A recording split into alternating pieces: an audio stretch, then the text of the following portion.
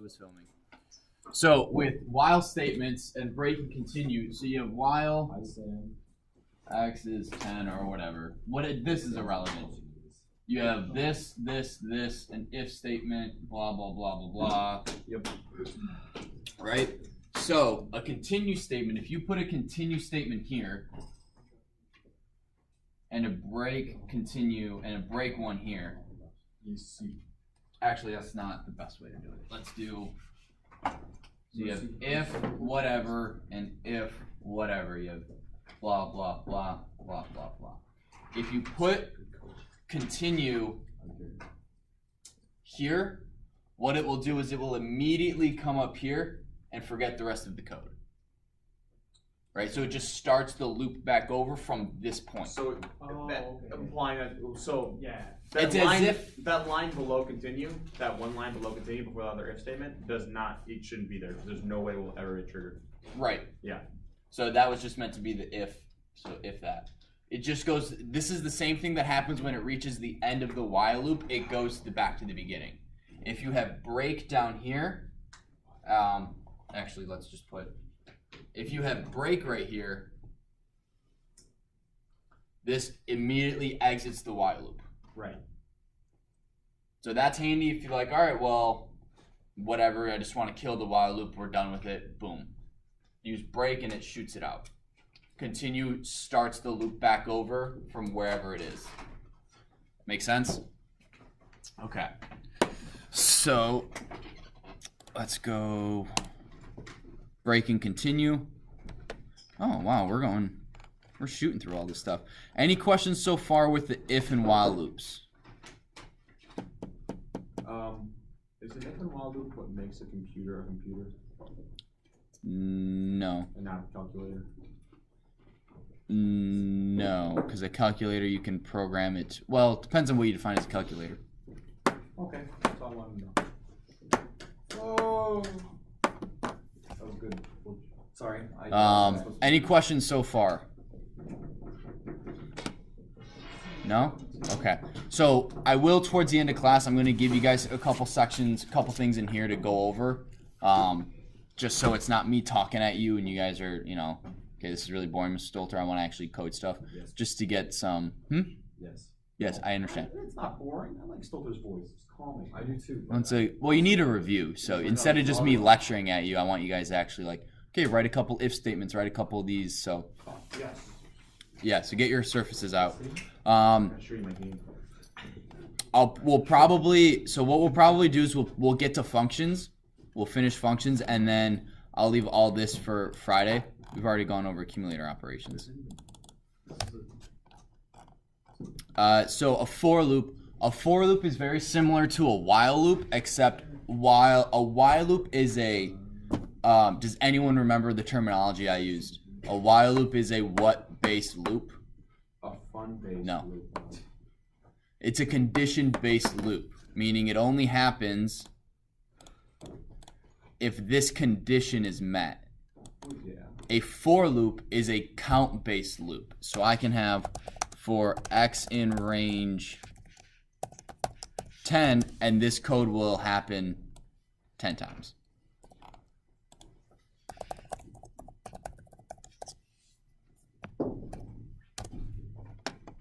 Hello.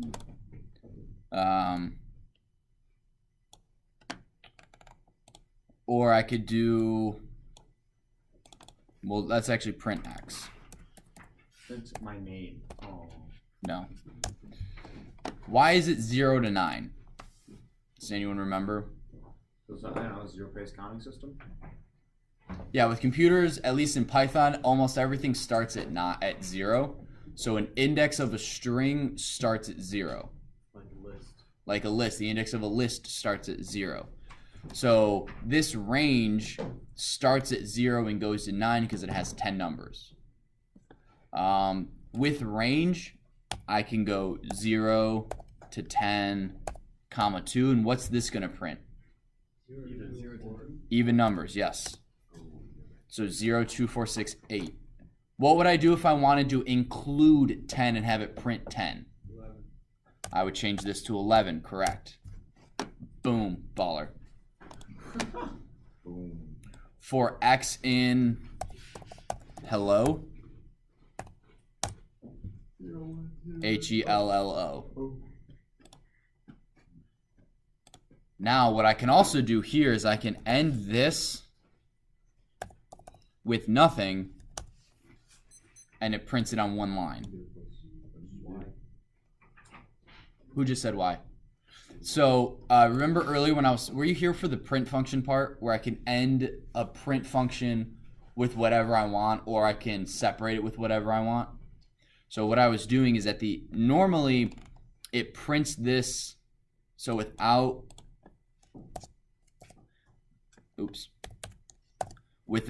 this right here, the end, the print function by default ends everything with the new line. So that's why it's printing everything on a different line. What I did is, okay, I don't want that to happen. I want to end it with nothing so it continues printing on the same line. So I override the default by saying end it with nothing. I could end it with a space, and then I get, spaces. But because I'm ending it with nothing, I'm saying don't end it with anything special, just continue to print. It puts it all on one line. Does that make sense? Questions? Yeah, I have a question. Yeah. X is equal to 1? Yes. So for 1 in hello. Oh, so if I'm using, that's actually, thank you for pointing that out. Okay, I overwrite what X is up here. Yeah. And so if I print X here outside of the loop, I should get an O. Make sense? Yeah, I understand. Okay. For X in P, names.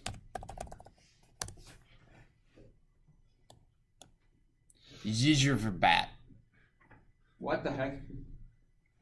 That's your guys' names. Oh, that's a good. What is this? A crossover episode? I don't even know. So for X in names, print X. I can then do plus is a good student. Oh, thank you. I almost put a question mark there. Oh, R is a good student. Second one. Not quite as good as J. So for X in names, I can go through dictionaries, I can go through lists, I can go through strings, I can go through a range of numbers. I cannot do for X in 10. Because 10 is not iterable because it's only one number. You have to give it something that is more than just one number. A list contains things. It contains data structure, it contains elements. A dictionary contains key value pairs.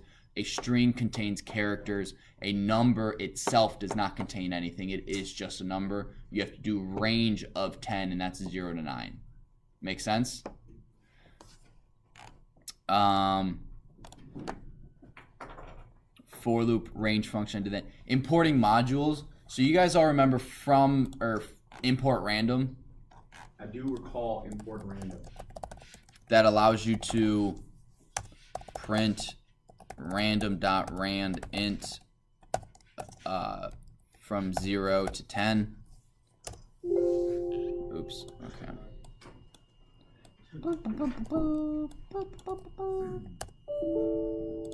Oh. Forgot my parenthesis. So it's going to print 8. Now, one cool thing you can do is instead of import random, right, adding random.randint is kind of annoying, right? Yeah.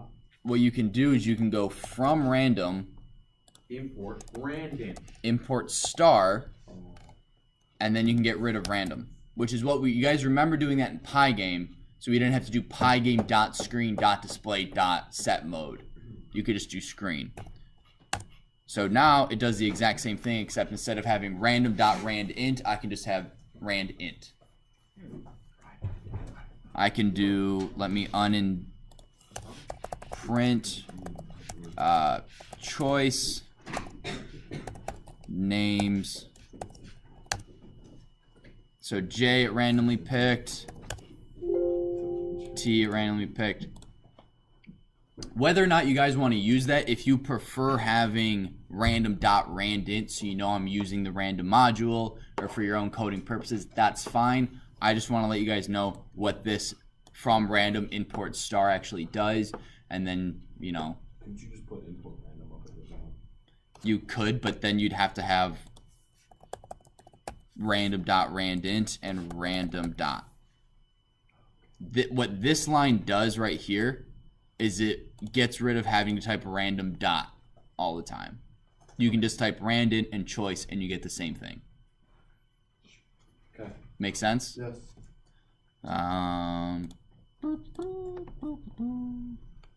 Functions. You guys all know a function, right? It's a defined function.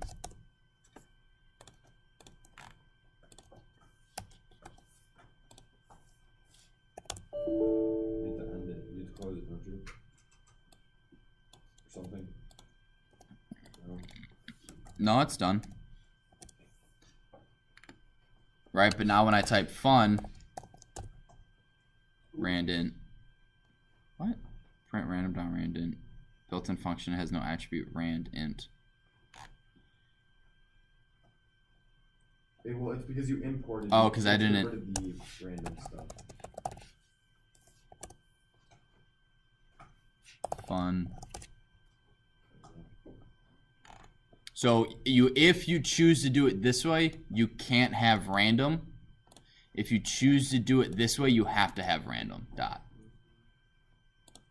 So we'll just get rid of that. Import random. One thing you can do, so let's go with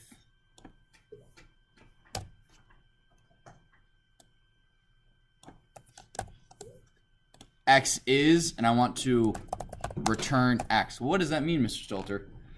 That means I can make Y equal function of X, function. And now Y is 5. Oh yeah. So I can have an entire function dedicated to returning one value, and that one value I can then use in another function. Ooh. Or you can just call it like at the top. So when you type return x, you're passing the x value to your next function? Yeah, so what I'm doing is Actually storing the... I have, you know, X is function, and then I have this function, defined function, doing a bunch of calculations and coding to get a value. So, for example, let's say I want it to be generating a lotto number, right, randomly. No, that's a bad one. Off the top of my head. I want to calculate the tax on something, right? But I only want to have to write this once, and I'm going to use it multiple times. So I have this figure out my taxing, and it takes, you know, my income, and I give it this information. I give it my income's, you know, 100 grand or whatever. Oh, Stolzer. Right? X is function with 100 grand. It then gives me my taxes. Oh, 44%. Congratulations. Is, you know, 44 grand. Return taxes. Now X is now taxes, and I can, you know, X is equal to $44,000, and I can go with that with whatever I want to do. Why don't you just set something equal to taxes, and then you don't have to worry about it? What do you mean something equal to taxes? Like, why don't you just put X at the bottom? X equals taxes. Because if I have X equals taxes, this only works inside of this function. What return does is it takes a value Global. out of a function and puts it up here. Global X. If you do global X, I guess you could, but then you can't use X ever again. You can't use X ever again in this situation either. Yeah, you could. Why? Because if I then go, so if I have a function up here, function 2, whatever. I just always use global. I know. And I'm not saying you can't. I'm just saying, like, when you read code or whatever, you need to know what return means. Yeah, that's fair. And it's returning, it's doing all of this math to give you a value. Right. Right, that makes sense. And that's, yeah. I need to turn that off. A notification. No, you don't, because I read all you. It's great. Yeah, that's exactly Why what I are need to you turn so? off. I remember this from web. Alright, no, just talk about it later. So that's what return does. Get your cell phone numbers. Then I just be like, yo, Brazilian Jiu-Jitsu. And then parameters. One thing I didn't really touch on too much in Intro to Python is y return print x minus y. Well, what's y? I have to find y first. Oh, you just did. No. Right, function of y. I can go fun, and then it's going to give me -4. But if I type in fun with nothing in it, it's going to say missing one required positional argument y. It's saying you wrote a function that needs a parameter in order for it to work. If you don't give me that parameter, nothing will work. How do you get -4 then? Because it's giving me a number. Oh. x minus y. It's giving me a number from 0 to 10. So what if you put 11 as the function thing? Would that change anything? Yes. Okay, put it to 45 or 100. It'll just always be negative no matter what. Okay. So it gave you 10 in that circumstance. Oh, it gave you 10 in that circumstance. So print x minus 1.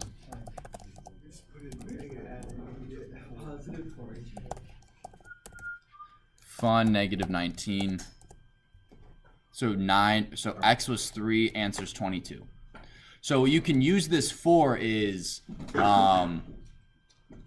one big thing would be something like this, where I'm taking, you give me how much money you make, and then I calculate your taxes, and I use this sort of formula. I create a function, I pass your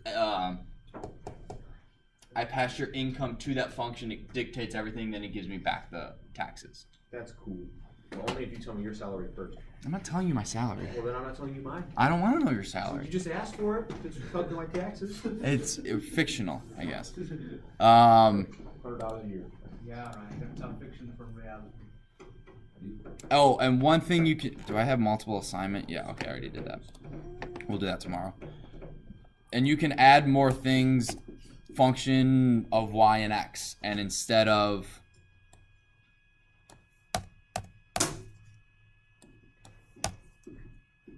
I run this, and I go function 1, comma 2, 1. So it's taking 1...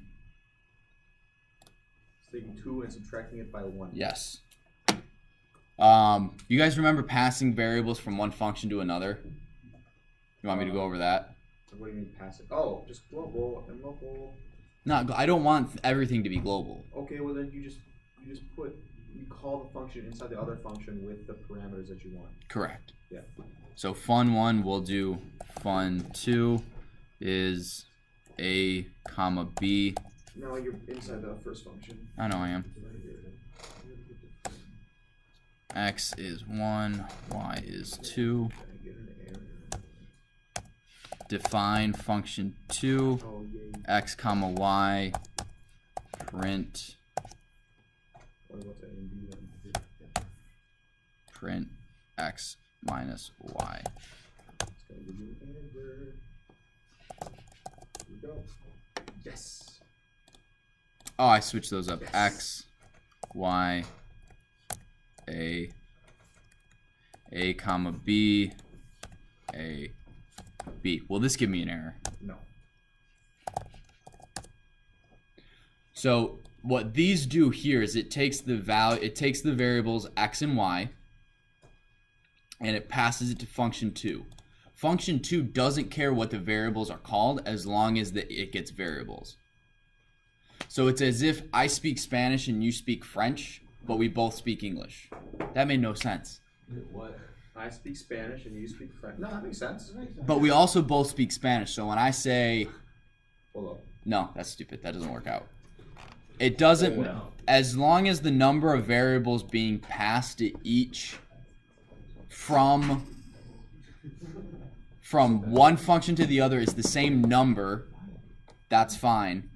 And then as long as the variables in each function match what's in here. So A and B match these two. If these were X and Y, I'd get an error that they're not defined. Also, this is why I'd recommend keeping everything the same between functions. So instead of having X and Y appear and then A and B, could do that if you wanted to, but it may lead to confusion. So I would just leave this X comma Y, X minus Y. Does that make sense? All right, Eli. Every time I try to run it, it says you have to save. Is there any way to just have autosave? No. Does that control S, man? No, if you hit F5 and then enter, so that's what I keep doing. Wait, no. If you hit Alt F4, it'll save automatically. Yeah. If you hit F5, Eli, Yeah. F5, this pops up, just hit enter, and what it does is it just makes sure that... So when you turn things in and they don't run, I can tell that you've done it, or if you turn something in, the first thing that happens, I get an error. One of two things happened. You wrote it all in one go and you never tested it, or you tested it and didn't care that it gave you an error and you just turned it in because it was going to be late or whatever. Or you didn't save it and then turned it in. Or, yeah, okay, you wrote it, it worked, you changed one thing, uploaded it, but it's still, you didn't test it. You still need to run your code. I'm leaning towards, if you give me code that doesn't work off the get-go, just giving you a 0 for it. What if I just Because- forgot a comma? Come on. Depends on what it is. That's why I'm not saying if it doesn't work the moment you give it to me, I'm giving it a 0. But that's all. Like, that's why it takes me a couple extra days to do your homework, because if it doesn't work, I debug it and make it work and then grade it. So if Eli gives me something and it doesn't work and all he's missing is a comma, I add the comma and it works totally fine. He might get half a point off.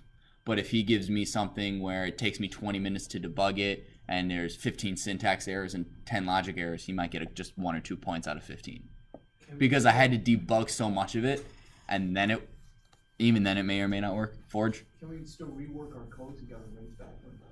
Nope. Nope, it's turn it in and that's it. This is advanced stuff. You guys already went over intro, so. Well, hold up. I had Stoughton for intro who didn't make us do any homework at all, so from a different experience. That's true, but all right, so any questions on what we've covered so far? Any test that you take? We didn't take tests. Oh yeah, and there's no test retakes either, for those of you who missed it. So there's no late work accepted, no redoing of homework, and no retakes. However, I am going to give you smaller homework assignments, more quizzes, and more tests. So if you do bomb one test, Can you take an online test or an online quiz? define an online quiz. Where we can run our code and test it. Online, please. Wait, yeah. I understand it's important to know how to write, and we can do that, but like, That's what projects are for. Like, so you'll have a project where it's like, all right, just do this thing. You have an hour, and I don't care what you do. The quizzes are like 90% great. 60 or 7. No, it's 25 and 45, so 70. I'm so bad at taking tests in this class. Well, I've learned since you've been in my class. I will. You suck. Ooh. No. Ryan! Ryan, you're particularly sassy today.